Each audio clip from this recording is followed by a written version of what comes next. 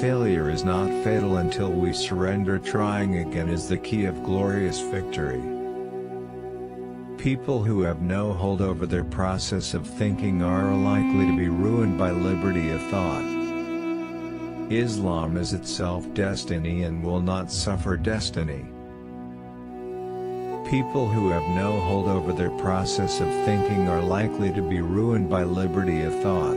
If thought is immature, liberty of thought becomes a method of converting men into animals. The ultimate aim of the ego is not to see something, but to be something.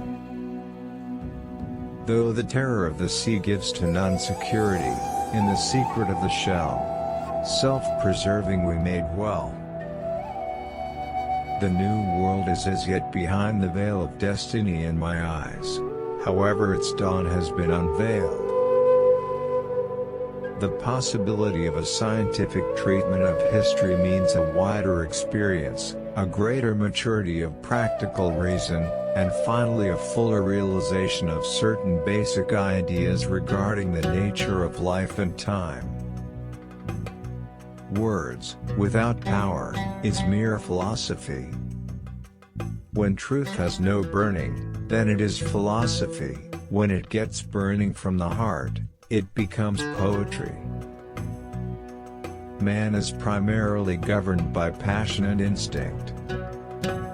The alchemist of the West has turned stone into glass, but my alchemy has transmuted glass into flint. Pharaohs of today have stalked me in vain. Nations are born in the hearts of poets, they prosper and die in the hands of politicians. Rise above sectional interests and private ambitions. Pass from matter to spirit. Matter is diversity, spirit is light, life and unity. I lead no party, I follow no leader. I have given the best part of my life to careful study of Islam, its law and polity, its culture, its history and its literature. Vision without power does bring moral elevation but cannot give a lasting culture. A wrong concept misleads the understanding, a wrong deed degrades the whole man, and may eventually demolish the structure of the human ego. God is not a dead equation. Be not entangled in this world of days and nights, thou hast another time and space as well. It is true that we are made of dust, and the world is also made of dust, but the dust has modes rising. Destiny is the prison and chain of the ignorant. Understand that destiny, like the water of the Nile, water before the faithful, blood before the unbeliever. Plants and minerals are bound to predestination. The faithful is only bound to the divine orders. Since love first made the breast an instrument of fierce lamenting, by its flame my heart was molten to a mirror. Like a rose I pluck my breast apart, that I may hang this mirror in your sight. Sexual self-restraint is only a preliminary stage in the ego's evolution. The wing of the falcon brings to the king, the wing of the crow brings him to the cemetery. Divine life is in touch with the whole universe on the analogy of the soul's contact with the body. The ultimate purpose of religious life is to make this evolution move in a direction far more important to the destiny of the ego than the moral health of the social fabric which forms its present environment. If faith is lost, there is no security and there is no life for him who does not adhere to religion. The thought of a limit to perceptual space and time staggers the mind. I am a hidden meaning made to defy the grasp of words, and walk away with free will and destiny, as living, revolutionary clay. From love's plectrum rises the song of the string of life. Love is the light of life, love is the fire of life. universe, as a collection of finite things, presents itself as a kind of island situated in a pure vacuity to which time, regarded as a series of mutually exclusive moments, is nothing and is nothing. I have never considered myself a poet. I have no interest in poetic artistry. I have seen the movement of the sinews of the sky, and the blood coursing in veins of the moon. The ego is partly free, partly determined, and reaches fuller freedom by approaching the individual who is most free, God. Another way of judging the value of a prophet's religious experience, therefore, would be to examine the type of manhood that he has created, and the cultural world that has sprung out of the spirit of his message. Ends and purposes, whether they exist as conscious or subconscious tendencies, form the wrap and woof of our conscious experience.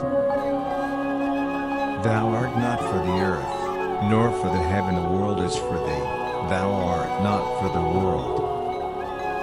The soul is neither inside nor outside the body, neither proximate to nor separate from it. The standpoint of the man who relies on religious experience for capturing reality must always remain individual and incommunicable.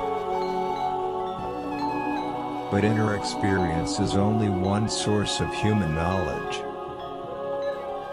My ancestors were Brahmins. They spent their lives in search of God. I am spending my life in search of man. Why should I ask the wise men, whence is my beginning? I am busy with the thought, where will be my end? Become dust, and they will throw thee in the air. Become stone, and they will throw thee on glass. Regi Rasamiasan, Rui by Lali Narahi Falsafa Regia, Takini Ghazali Narahi Azan yet sounds, but never now like Bilal's, soulfully, philosophy, convictionless, now mourns its Ghazali. The scientific observer of nature is a kind of mystic seeker in the act of prayer. It is the nature of the self to manifest itself. In every atom slumbers the might of the self. The immediacy of mystic experience simply means that we know God just as we know other objects. God is not a mathematical entity or a system of concepts mutually related to one another and having no reference to experience. I, therefore, demand the formation of a consolidated Muslim state in the best interest of India and Islam. It is the mysterious touch of the ideal that animates and sustains the real, and through it alone we can discover and affirm the ideal. Inductive reason, which alone makes man master of his environment, is an achievement, and when once born it must be reinforced by inhibiting the growth of other modes of knowledge.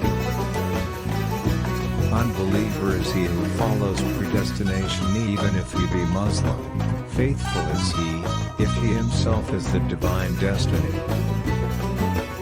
It may, however, be said that the level of experience to which concepts are inapplicable cannot yield any knowledge of a universal character, for concepts alone are capable of being socialized.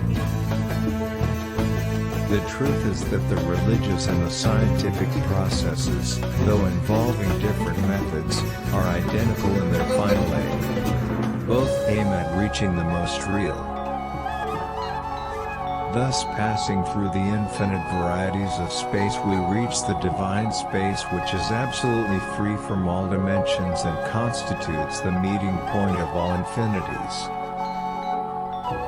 Indeed, in view of its function, religion stands in greater need of a rational foundation of its ultimate principles than even the dogmas of science. But only a brief moment is granted to the brave, one breath or two, whose wage is the long nights of the grave. If the object of poetry is to make men, then poetry is the air of prophecy. The heart is like a mirror. Do not prevent it from being broken. Its breakage is more dearer in the sight of its maker, Allah, than its safety. Almighty Allah being indeed the maker,